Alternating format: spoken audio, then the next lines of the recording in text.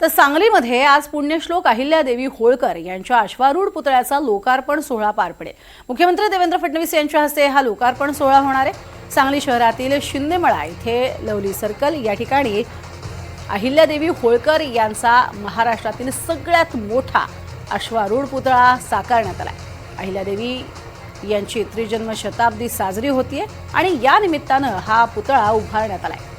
आज दुपारी 12 वाजण्याच्या सुमारास दिमागदार असा हा सोहळा पार पडेल। मंत्री चंद्रकांत पाटील, आमदार गोपीचंद पडळकर यासह इतर मान्यवर यावेळेला उपस्थित असतील। पुण्यश्लोक अहिल्यादेवी होळकर यांच्या पूर्णाकृती अश्वारूढ पुतळ्याचे अनावरण लोकार्पण सांगली येथे मुख्यमंत्री देवेंद्र फडणवीस यांच्या हस्ते होणार आहे।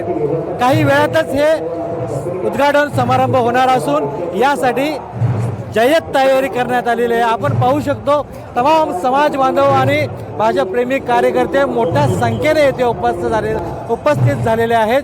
ढोल ताशाच्या गजरात स्वागत करण्यात येत आहे। स्वतः आमदार गोपीचंद पडळकर यांनी आता काहीच वेळापूर्वी ढोल ताशाच्या गजरात दणगरी नृत्य केलेलं आहे। या आपण स्टेजच्या उजव्या बाजूला समोर पाहू शकतो भव्य दिव्य असे सभामंडप या ठिकाणी करण्यात आलेला आहे। या सभामंडपाची स्थिती जय्यत तयारी करण्यात आली। मुख्यमंत्रींचं काही वेळातच या ठिकाणी सांगलीच्या नगरीत आगमन होणार आहे।